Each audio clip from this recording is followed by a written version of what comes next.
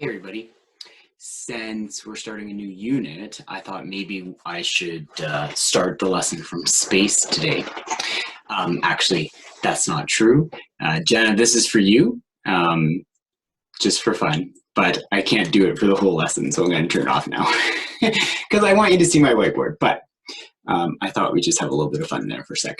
Okay, so today begins a new unit, and for a lot of you, you're going to feel like this is a little bit of a breath of fresh air. I'm going to go through the lesson and I'm going to say, hey, that's it. And you're going to kind of look at me and say, really? Like, that's it? Because your brains have been so focused on trig, and trig is really, really hard to understand. This is not as hard to understand. You're going to have an easy day today, and you're going to feel good about life. So that's awesome. So what we want to do is we want to introduce graphs of exponential functions. Okay, so the first thing I want you to do is I want you to take a look at the table that you see in your book, and we're going to graph y equals 2 to the x together. So I'd like you to fill in that table. Just plug in -3 for x, plug in -2 for x, figure out what you get, and write that down in your table. I'd then like you to graph it. You have a spot right underneath that table that you could draw a little graph. So this is a good time to pause me and fill that in, and then come back and I'll show you the solutions. Welcome back. I hope you paused me.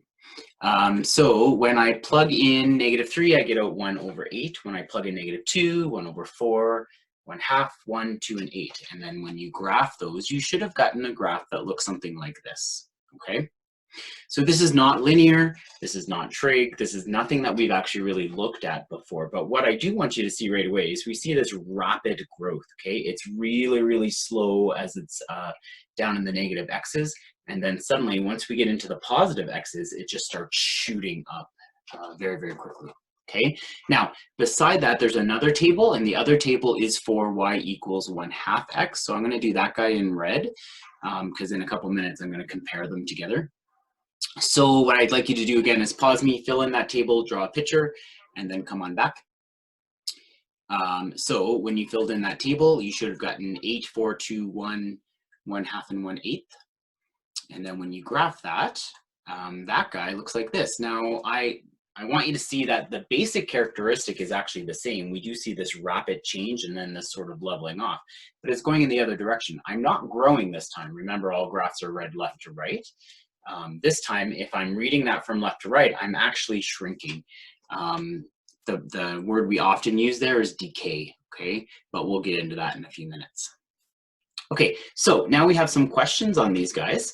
So I'm gonna superimpose them on each other just so that you can compare them there. So again, the blue graph was y equals 2 to the x, and the red graph was y equals 1/2 to the x. And the first question you're asked here is, how could we describe these functions? Well, there's a lot of things we could say at the moment. What I want you to be comfortable to say right now would be the following. Both functions show a period of rapid change. Both functions seem to approach the x-axis as an asymptote. So you can see, if I just turn on my highlighter here for a sec, you can see as I travel this guy this way, I seem to be approaching the x-axis. As I travel this guy this way, I seem to be approaching the x-axis. I'm never actually going to cross the x-axis though, so the x-axis ends up being an asymptote. The function y equals 2 to the x is growing, and the function y equals 1/2 to the x is decaying. So I've already introduced those words to you. And one of the things we want to do today is just try and figure out, how do I know, just looking at the equation, whether I'm going to grow or whether I'm going to decay. And between the two, they actually seem to be horizontal reflections of each other. If you take a look at this red graph and this blue graph, they seem to be horizontal reflections. Now, my question to you, kind of as an aside, would be, why is that? Well, this is why I couldn't stay in space the whole time, because I needed my whiteboard. Think about this for a second. We have y equals 2 to the x, and we have y equals 1/2 to the x. Well, you know that 1/2 actually can be written as 2 to the -1. So this could actually be 2 to the -1 of x, which then becomes 2 to the -x. Well, now you're going to get really excited because all those transformation rules you thought about from our first unit together in this course. By the way, those are all going to come back today, so this is going to be kind of like a trip down memory lane. If I have a negative in front of x, that's a horizontal reflection. So this guy and this guy are, in fact, horizontal reflections of each other. Okay. Okay. Next question. What is the x-intercept of these graphs and why? Well, I've actually already alluded to that, but there is no x-intercept because we end up with an asymptote. Okay, so there is no x-intercept for these graphs. There is no number you can put in as the exponent and get out 0. Just think about that for a second. Let's go back to here. Y equals 2 to the x. If I put in a positive number here, I'm going to get a positive answer. If I put in a negative number, say like -3, well, we just talked about that over here, I'm still actually going to get out, if I put in -3 here, I get out 1/8. So that's still a positive number. There is absolutely no way to put something in for x here and get out a negative, and there's no way to put something in for x here and get out a 0. So it's impossible to equal 0. It's impossible to be on the x-axis, and that means that the x-axis is in fact an asymptote. Okay, what is the y-intercept? Well, if we're trying to figure out the y-intercept, we're going to plug 0 in for x into those equations. 2 to the 0 is 1. 1/2 to the 0 is 1. Actually, anything to the 0 is 1. And I can see that on my graphs as well. I could have just read that off the graphs. But the y-intercepts for both of these are going to be 0, 1. Okay. All right. For y equals 2 to the x, reminder that's the blue graph here. What is occurring as x approaches -infinity and as x approaches positive infinity? Well, as x approaches -infinity, take a look at my mouse for a sec. That means I'm going this way. X is going to get really, really big in the negatives. And what's going to happen there is y is going to approach 0. As I approach positive infinity, so as I move my mouse this way, that's where we see x shooting up. Okay, so we would say that, sorry, that's where we see y shooting up. So that there we would say y is approaching infinity. So this is going to be a little new to you. We did it a little bit in rationals, but it's just this notion of this arrow here. This is not a mapping rule. This is mathematical shorthand for approaches. So we would say here, as x approaches -infinity, y approaches 0. And as x approaches positive infinity, y is approaching positive infinity as well. Okay. Now, state the domain and range of the graphs. The domain and range of both of these graphs are the same. The domain is a member of the reals, and the range is y. Sorry, the domain is a member of the reals, and the range is y is greater than 0. Okay, so we've got domain from -infinity to infinity, and the range from 0 to infinity. Just be careful with this guy. Take note that this is not a square bracket because you can't actually equal 0. Okay? All right. So functions that can be described, this is in your notes there, functions that can be described in the form of y equals ab to the x are known as exponential functions. These functions model all sorts of important events in the world. You just graphed, that blue graph could have been a population doubling because every time x goes up by 1, the y values have doubled, okay? I have 0, 1, then I have 1, 2, then I have 2, 4. So everything is doubling the y values each time. The red graph is one that would model some sort of an element decaying, or it could be maybe a car depreciating. A car goes down in value as the car gets older. Okay, so I'm not quite sure why that just happened, but let's just keep going straight instead. Okay. So all of these share the same characteristics. And so I'd like you to take a second and fill in this table. Domain we've already talked about, actually. Range we've already talked about. All of these actually we've talked about. So just quickly fill in this table and then we can compare answers. So the domain was x is a member of the reals. The range is greater than 0. The x-intercept, there was none. The y-intercept was 1. And the equation of the asymptote was at y equals 0. Okay, so now we're going to take that and we're going to apply some transformations to it. So this is going to go way back to the very first unit Remember I said transformations never go away. We're just going to think all through these transformations again, but in the context of an exponential function. Okay, so one final question there. Why can't b equal 1? The base can't be 1 because nothing's going to happen. Just think about that for a second. If I said 1 to the 2, that's 1. If I said 1 to the 10, that's 1. If I said 1 even just to the x, no matter what I put in for x, it's still going to be 1. So there is no growth and there is no decay there. So we say the number 1 to any exponent is still the number 1. There is no change, so there is no growth or decay. 1 to the x equals 1. Okay.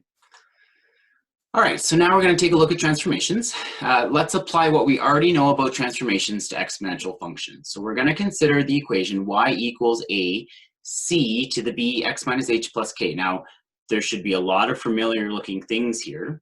The first thing I want to just point out here is we've called this c. In the previous examples, we were calling this a b. The reason we're not calling it, remember the letters don't matter too much, but the reason we're not calling it b here is because we've introduced that b, and that b is very important to us. We know exactly what that b means. We'll talk about that in a second. But we just didn't want to cause confusion to have two different b's in the same equation. Okay, so for now, when we're talking about transformations, we're just going to call this rate guy here a c instead of a b. Okay. Okay, so you guys should be able to do this in your sleep, the first little part here. The a value. The a value represents the vertical stretch by a factor of a.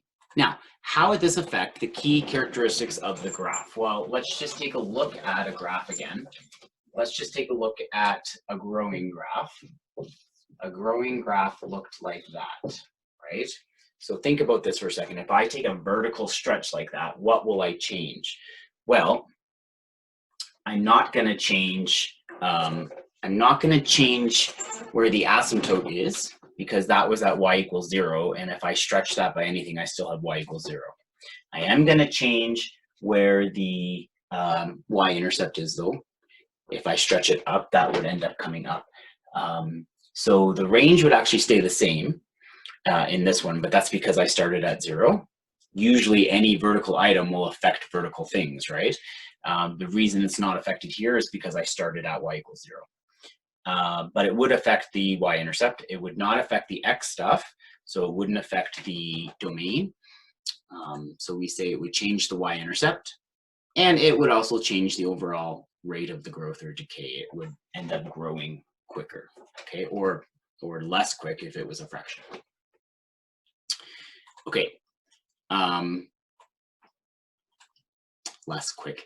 That was kind of stupid, hey, whatever. Slower would have been a better word there, but hey, that's okay. The b value represents the horizontal stretch by a factor of, I want you to screen this out at me, and I'm hoping you did not say b, it's 1 over b. How would this affect the key characteristics of the graph? Well, now, if I'm thinking about this, okay, what would that do? It wouldn't change any of the y values, so it wouldn't change the domain. Sorry, it wouldn't change the range, wouldn't change the y-intercept. It would change the shape of the graph, but it actually is not going to change the domain because the domain was real, and real times anything is still real. And there is no x-intercept to change because there was no x-intercept. So it would not affect any of those key characteristics, but it would change the overall rate of growth or decay. So the shape, the quickness of it growing would be affected by that stretch. Okay, the h value represents the horizontal translation. How would that affect the key characteristics? Well, that would change the y-intercept if I moved this left or right.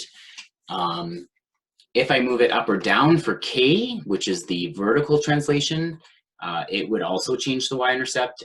It would also change the horizontal asymptote, and all of those would affect the range as well. Okay.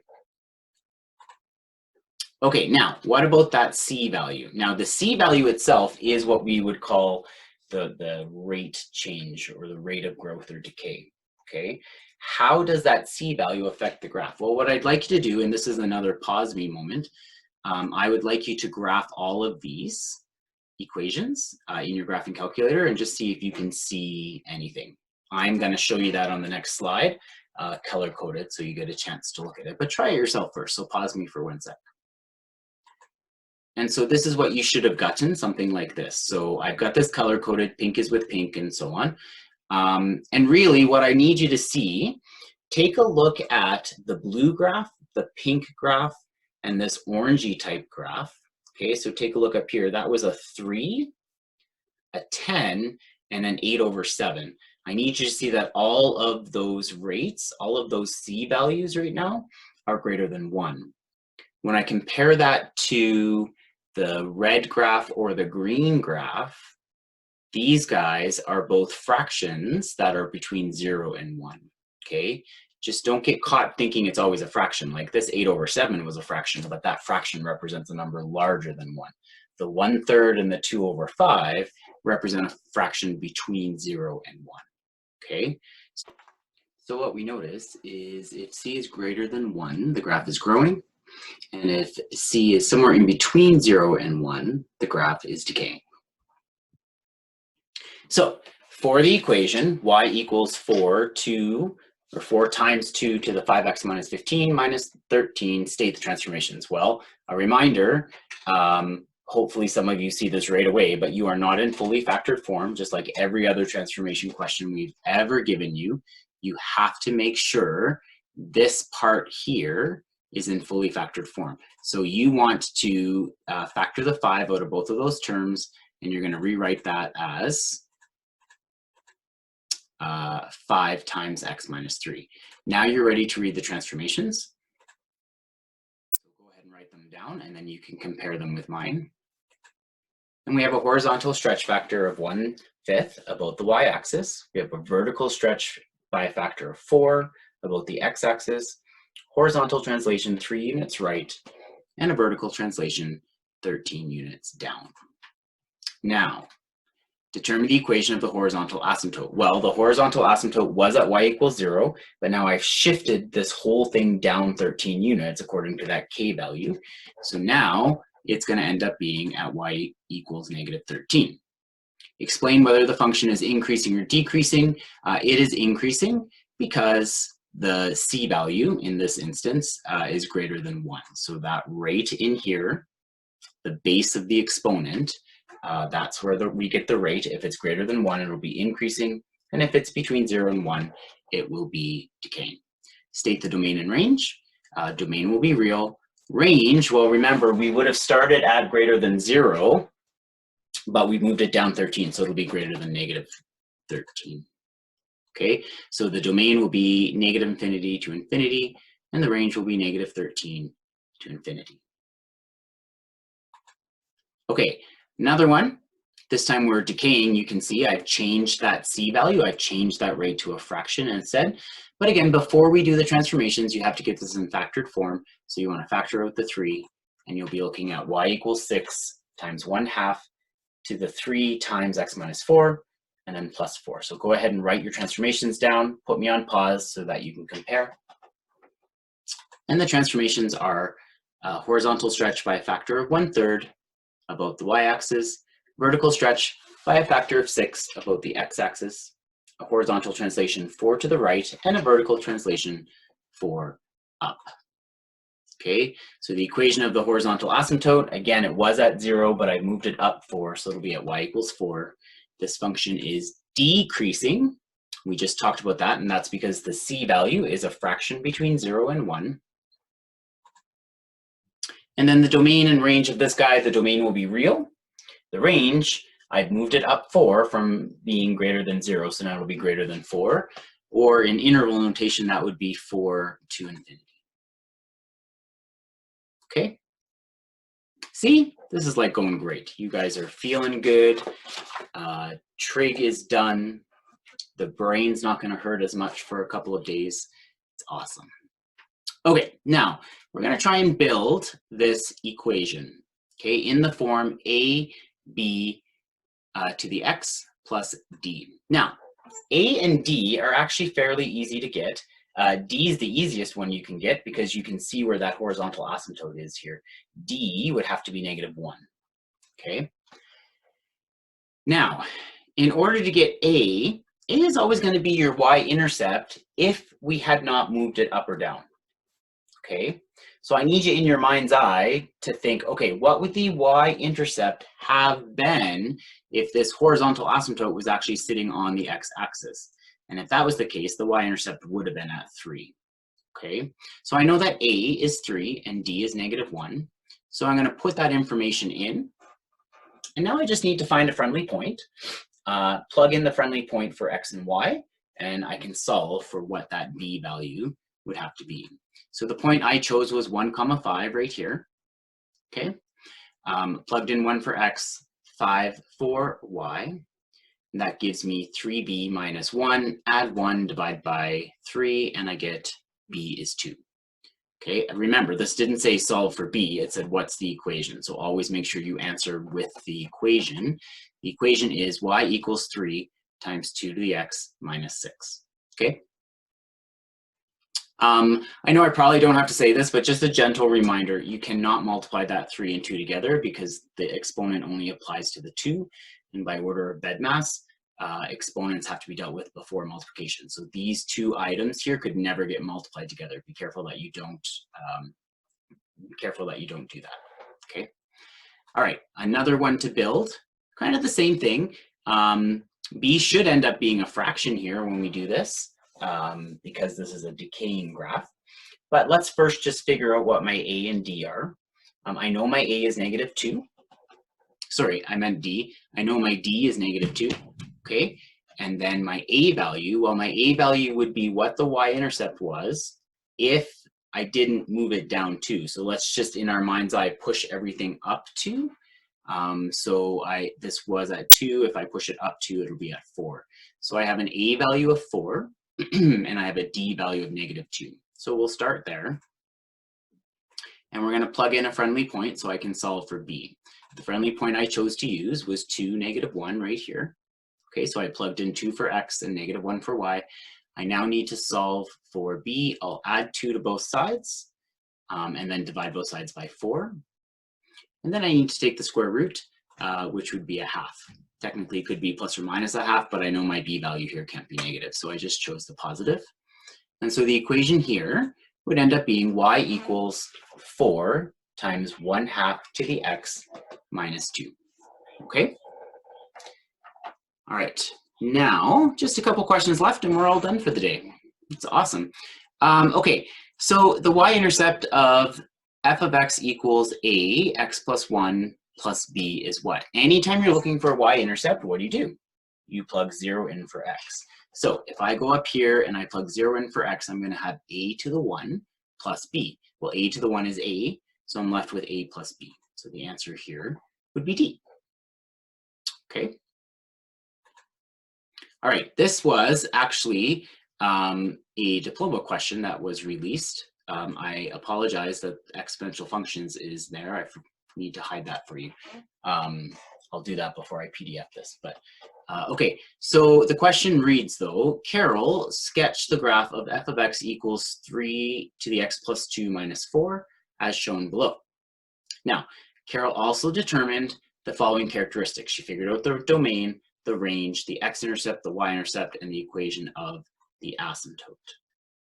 Now, when y equals f of x is vertically stretched about the x-axis by a factor of a, the two characteristics that will remain the same. The two characteristics that will remain the same. You can imagine on a diploma, this was a numeric response question. So here's the thing I need you to understand. I'm doing something vertically to this graph.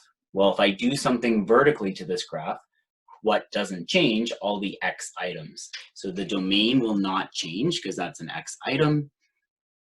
And the x-intercept will not change because that's an x item. Okay, so the answer here would have been a 1 and a 3. Okay. All right. Then state the range of g of x equals a, x minus 2 plus 5. Okay, so if I need to state the range, think about them. All these graphs, either they're growing or they're decaying, but this is kind of the basic exponential graph. And the range of this guy would be greater than 0. We always have that asymptote at y equals 0. If I look at this graph, I've now taken that thought, I've taken that picture, and I've vertically translated it up 5 units. So now instead of being greater than 0, it's going to end up being greater than 5. Okay, so my range is 5 up to infinity. Now, that's it. That's what you guys are going to tackle today. Okay, and so I've posted your homework here. On the slide as well, there's some other questions after this. So if you want to take a look at the PDF, I have, we used to go through this example with you and we've taken it out of the book, but it's good extra practice. I've given you kind of these, the base function here, which is y equals c to the x, and then we've tried to go through 4 different transformations to see which one it is. It'd be good practice for you if you just want to take a look at the PDF file on, sorry, not YouTube, on D12. You could use this as kind of a review question as well, okay? But for us, we are done right here, and that's what you're going to do for homework. So I hope you guys have a great day, and as always, if you have any questions, I'm here. Take care, guys. Bye-bye.